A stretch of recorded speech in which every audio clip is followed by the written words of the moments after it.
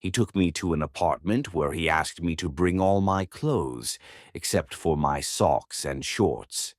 He was very careful, both physically and physically, because he had aphasia.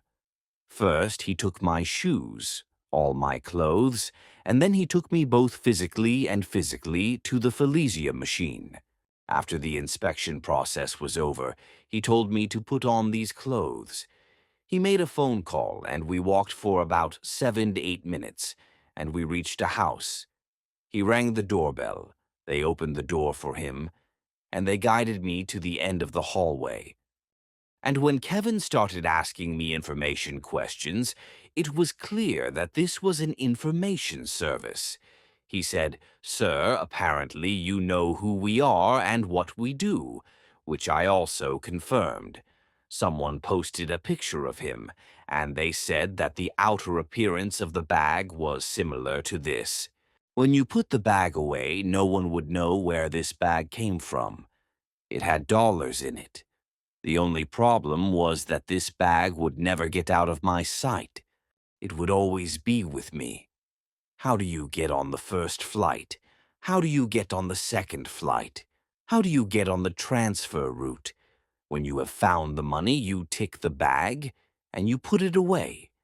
I thought, I'll get a flash drive and I'll put the information on it. I'll put it in a place like a park, in a hidden shelf. I'll put it there and they'll put the bag there, and then I'll take the bag and I'll walk to the parking lot. After that, no electronic vehicle was supposed to be with me. I had to learn the route by heart. I would get off the road, and when I got back, I would get home.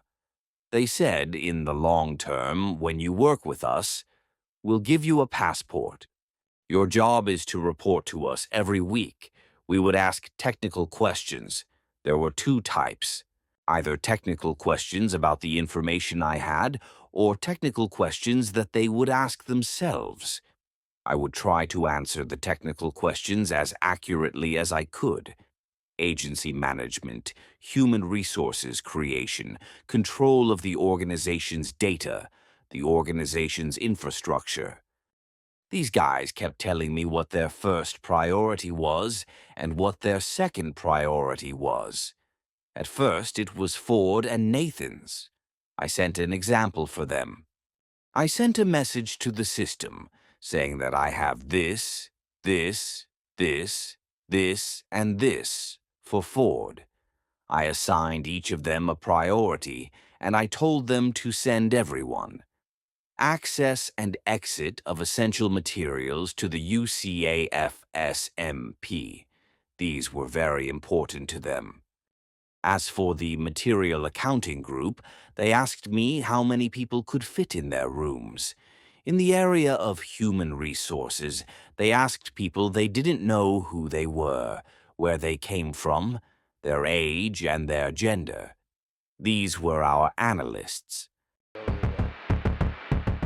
Iran has executed another man accused of spying for Israel, part of a rapidly intensifying crackdown on alleged Mossad networks operating inside the Islamic Republic.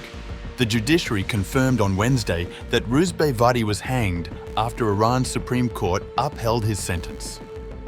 Vadi was accused of passing critical intelligence about Iran's nuclear program, and specifically, a nuclear scientist killed during Israel's 12-day military campaign in June.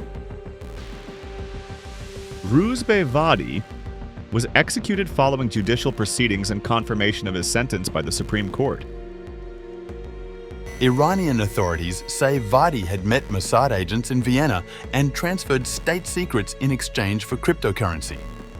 His execution was carried out discreetly, without public spectacle or official ceremony. Tehran has pledged swift justice for anyone accused of collaborating with what it calls the Zionist regime. This commitment was made public after the war with Israel began on June 13th, a war that severely damaged Iran's nuclear infrastructure and exposed covert operations by Mossad inside Iranian territory. Since the war, Iran has launched what it calls a security purge, arresting dozens and executing several in what the regime describes as a counterintelligence victory. But human rights see something more troubling. They warn that Iran is using espionage allegations to silence dissent and escalate political repression. At least 612 people were executed in Iran between January and June 2025, a 119% increase from last year, according to Iran Human Rights.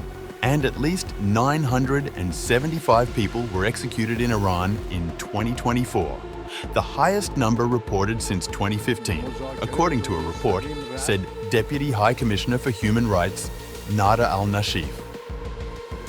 The execution of Roozbeh Vadi is only the latest in a string of high-profile hangings tied to alleged Israeli collaboration. In July, Iran hanged Mohammed Amin Mahdavi Shayesteh, convicted of working with Mossad and having links to the UK-based Iran International News Channel. A day earlier, Majid Mosayebi was executed for attempting to leak sensitive information to Israeli operatives. In June, 3 Kurdish men were also executed for their alleged involvement in the assassination of Mohsen Fakhrizadeh, Iran's top nuclear scientist, a killing widely blamed on Israeli intelligence. Iran's judiciary chief Gholam Hossein Mohseni Ejai has made the regime's position clear. He declared that trials involving collaboration with Israel would now be accelerated. Those aiding the usurping regime are acting as a fifth column of the enemy. While Tehran claims these executions are a matter of national security, international observers argue they reflect a deeper crackdown, not just on foreign espionage, but on internal dissent.